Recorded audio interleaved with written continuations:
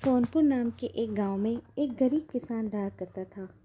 वह दिन भर जमींदार के यहाँ मजदूरी करता था और बहुत मेहनत करने के बावजूद भी उसे बहुत ही कम मेहनताना मिलता था। वह बहुत ही निराश और उदास रहता था। भगवान से यही प्रार्थना करता था कि काश कुछ ऐसा चमत्कार हो जाए कि मुझे धन की प्राप्ति हो जाए। एक दिन वह जमींदार के यहाँ काम कर रहा था, तभी ज़मीन खोदते हुए उसे धातु की आवाज़ आई। यह किसी आवाज़ है? ये तो कोई पीतल का घड़ा मालूम होता है। चलो मैं इसे खोद कर देखता हूँ, शायद आज मेरा भाग्य चमक जाए। यही सोचते हुए वह खुदाई चालू कर देता है और उस चीज़ के आसपास खोदता जाता है और जैसे जैसे वह खोदता जाता है वह चीज़ और भी बड़ी होती जाती है। वह खोद खोद के बहुत ही बड़ा गहरा खड्डा कर देता है और अंत में उसे ये दिखता है, यह क्या? यह तो एक बड़ा सा पतीला है जिसमें 100 लोगों का खाना बन सकता है। यह मेरे किस काम का? मैं तो अकेला रहता हूँ। यह मेरे किसी काम का नहीं है। सच में आज भी मेरे भाग्य ने मुझे साथ नहीं दिया। इतनी मेहनत करने के बाद भी मुझे कुछ नहीं मिला। गुस्से में आकर वह किसान इस कुल्हाड़ी को उस कढ़ाई में फेंक देता है और बहुत ही अपने आप को कोसता है कि हे भगवान, ये क्या है? ये मुझे क्या है? आप मेरा मदद कब करेंगे? यही सोच विचार में बैठा दिमाग लगाता है कि क्या पता भगवान को क्या मंजूर है। हमेशा मेरी किस्मत ही ऐसी क्यों है? काश ये सोने का घड़ा होता। इसी उधेड़ दिन में वह सोचते सोचते उसी पेड़ के नीचे सो जाता है और थोड़ी देर बाद जब वह नींद से उठता है तो वह जाता है खेत में और वह क्या देखता है, इतने सारे फावड़े कहाँ से आए? वह खेत के इधर उधर देखता है कि कहीं किसी किसानों के तो नहीं हैं, पर वहाँ कोई नहीं नज़र आता उसे। फिर वह सोचने लगता है कि इतने सारे फावड़े आखिर कहाँ से आए।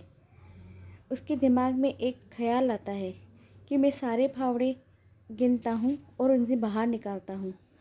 और वह गिनने लगता है 99, 100 और इस तरह से सारे फावड़े निकालने के बाद वह एक फावड़ा फिर से उस बड़े से बर्तन में फेंक देता है और वो सैकड़ों में बदल जाते हैं। यह देखकर किसान समझ जाता है, ये है जादुई पतीला। इसमें जितने भी चीज़ें डालूँगा डबल हो जाएंगी। वाह, आज मेरी किस्मत ने साथ दे दिया। और ऐसा सोचकर वह कड़ा पतीला अपने घर पर ले आता है और उसमें रोज़ एक अपना कुल्हाड़ी डालता है और उसे सो कर बाहर बेचता है। और इस तरह से जमींदार के यहाँ उसने काम करना भी बंद कर दिया और धीरे धीरे वह बहुत ही धनवान हो गया।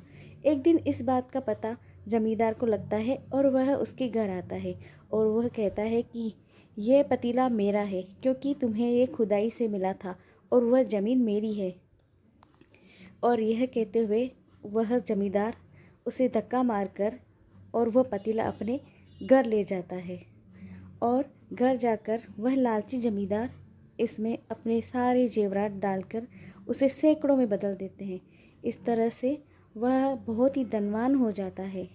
जिस तरह जमींदार को इस बारे में पता चलता है, उसी तरह वहाँ के राजा को एक दिन इस बारे में पता चलता है और फिर राजा भी यह सोचकर जमींदार के घर जाता है अपने 2 सैनिकों के साथ और उसे कहता है कि यह पतीला जो मिला है तुम्हें, वह मेरी ज़मीन है, वह मेरा राज्य है और इस पूरे राज्य पे मेरा अधिकार है।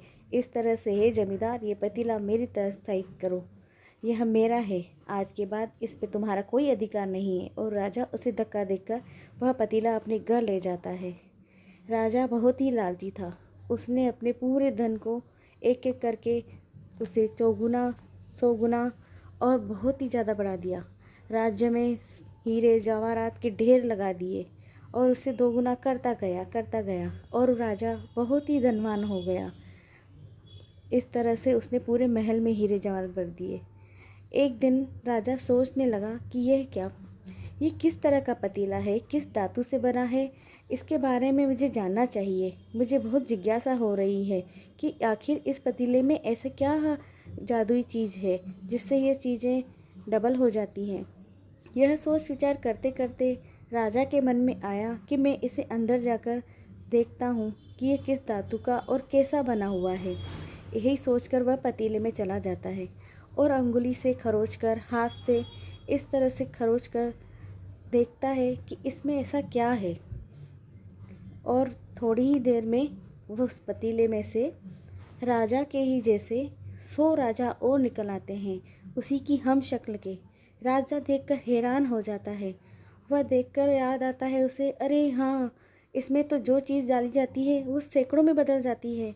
यह मुझसे क्या हो गया, इतनी बड़ी गलती मैं कैसे कर सकता हूँ। यह सोच विचार कर कर राजा बाहर पतीले से निकल आता है और वो देखता ही वो भी बाहर आ जाते हैं सारे राजा, उसके हम शक्ल। और उन्हें देखकर वह हैरान हो जाता है। अब ये सब क्या मेरे सिंहासन पर राज करेंगे? नहीं नहीं, ऐसा नहीं हो सकता। ये मेरा सिंहासन है, ये सब तो मेरे हम शक्ल हैं। और राजा दौड़ कर जाकर अपनी सिंहासन पर जाकर बैठ जाता है और इन सैनिकों से कहता है कि तुम सब मेरे हम शक्ल हो, तुम्हारा कोई अधिकार नहीं इस सिंहासन पर। मैं ही राजा हूँ यहाँ कर, और कोई भी इस सिंहासन पे अधिकार नहीं जमा सकता। सारे राजा हम शक्ल थे वो भी कहते हैं नहीं, ये हमारा सिंहासन है, चलो उठो तुम, ये मेरा है, यह मेरा है। हर हम शक्ल यही बात बोलने लगा, क्योंकि सारे ही राजा के हम शक्ल थे। इसीलिए थोड़ी देर में उनमें युद्ध छिड़ गया और सबने अपनी अपनी तलवारें निकाल ली। ऐसा महायुद्ध हुआ कि सारे युद्ध में मारे गए, और इस युद्ध के में जो राजा था वह भी मारा गया। उसकी लालच का अंत इस तरह हुआ, और जो पतीला था वह भी टूटकर बिखर गया, सब कुछ समाप्त हो गया। इस तरह से न राजा बचा, न वह पतीला बचा, और न ही उनके पास जो लालच का था मन वह बचा। इस तरह से हमें ये शिक्षा मिलती है कि हमें कभी भी बहुत ज़्यादा लालच नहीं करनी चाहिए, हमेशा सत्य पर चलना चाहिए और अपनी ईमानदारी का पैसा हमेशा रखना चाहिए। लालच बुरी बला होती है और लालच का अंत उस राजा की तरह ही होता है। धन्यवाद।